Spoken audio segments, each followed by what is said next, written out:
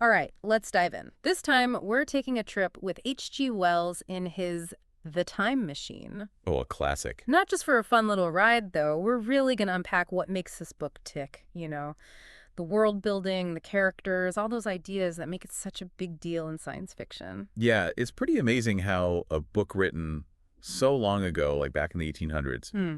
can still feel so relevant today. Mm.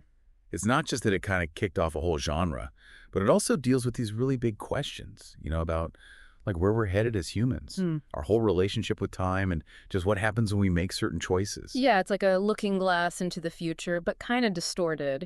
Right. And right away, Wells throws us for a loop with the time traveler and his whole theory about time being the fourth dimension.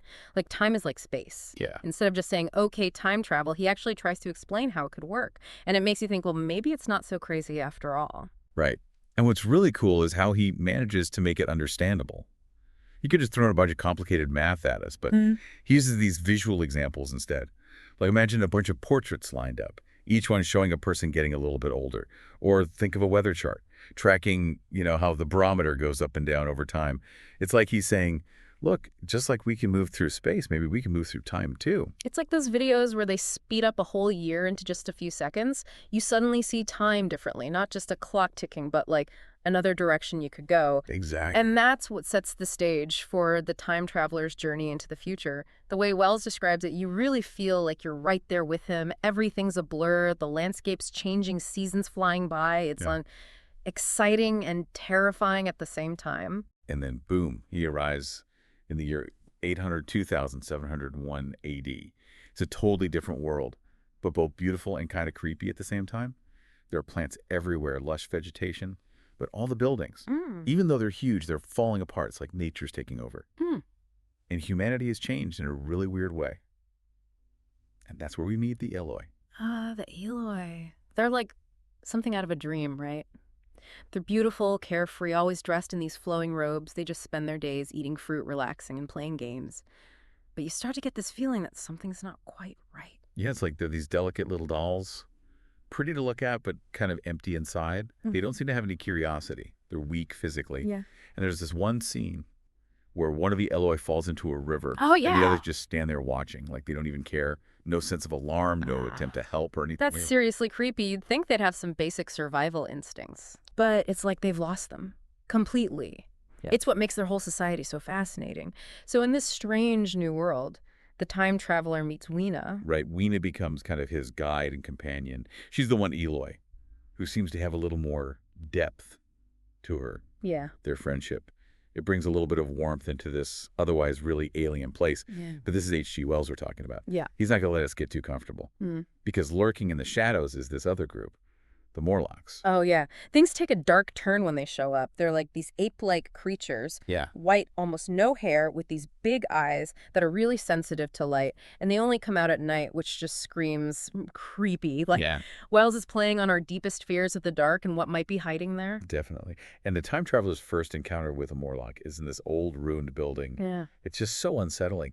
The way he describes it, you can practically feel the chills. Yeah. You just know instantly that these Morlocks are bad news. Uh-huh. Then to make matters worse, the time traveler's machine vanishes. Okay, now I'd be freaking out, stuck in this future world.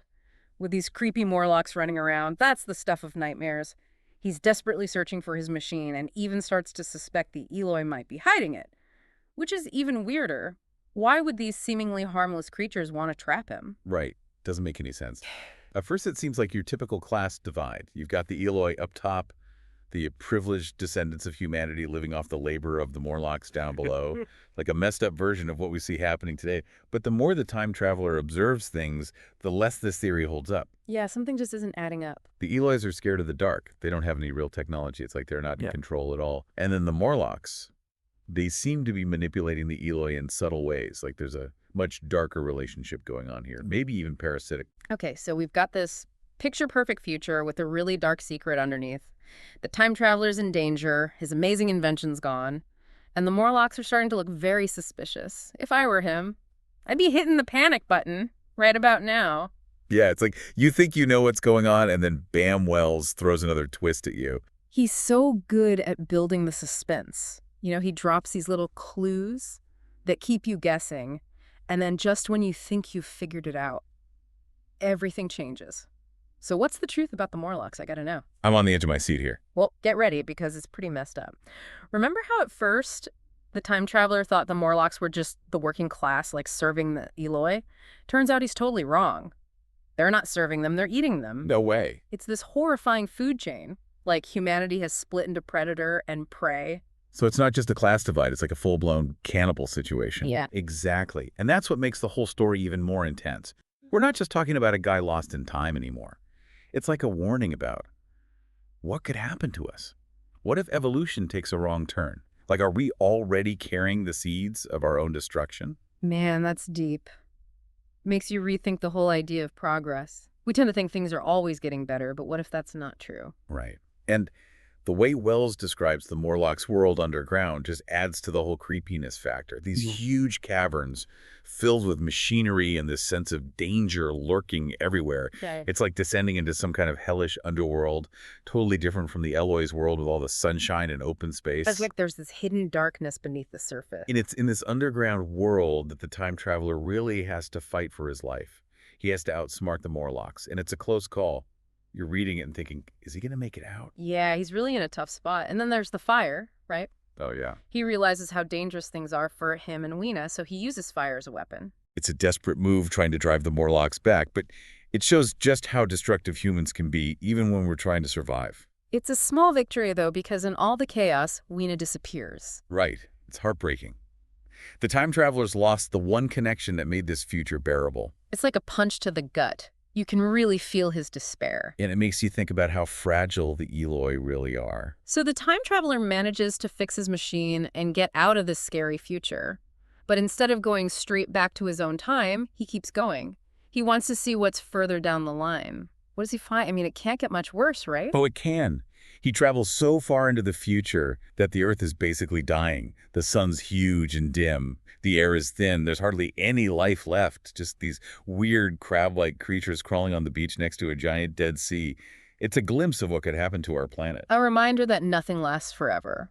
Not even the Earth itself. It makes you wonder about what we're leaving behind for future generations. Are we heading towards the same fate as the Eloi and Morlocks, or is there another path? Yeah, that's the big question. After witnessing all that, the time traveler finally goes back to his own time. But I imagine he's a changed man. He's seen too much. Yeah, you can't just unsee something like that. He's carrying the weight of the future, both the good and the bad. And he leaves us with this feeling of unease, like, this is what could happen, what are you going to do about it? It's not just a message of doom and gloom, though. There's Yeah. something more to it. Yeah, it's like a wake-up call. He's shown us what could go wrong, but it's not hopeless. It makes you think maybe we can actually learn from their mistakes. Exactly. That's what good science fiction does, right? It makes you look at yourself and think about the choices you're making. The time machine, it's like this big thought experiment. What if this happened? What if we did that? And by exploring all these possibilities, it gets us to think critically about the world we're creating. So zooming out a bit, what do you think Wells is ultimately trying to say with this story? I think he's warning us to be careful about the path we're on, The Eloi and the Morlocks, they're not just random creatures from the future. They represent what we could become. The Eloi with all their beauty and fragility. They show what happens when you have too much comfort and leisure, a life without any real struggle or purpose. Yeah. And then the Morlocks, they're like the dark side of that coin, the result of valuing strength and power above everything else. So he's saying that progress isn't always a good thing. We might think we're evolving towards something better, but what if we're actually going backwards? Right. And then there's the time machine itself, this incredible invention that lets the time traveler explore time. It symbolizes human ingenuity, our desire to push the limits. But it also shows how we can get carried away with our own cleverness. The time traveler, he's got all this knowledge and technology, but he's still powerless to change things. He can only watch as events unfold. It makes you think, if we had the chance to travel to the future, would we even want to? Knowing what we know now, would we try to mess with the timeline? Would we even be able? Tough question. It's easy to judge people from the past. But what would we do if we were in their shoes? Would we be any wiser?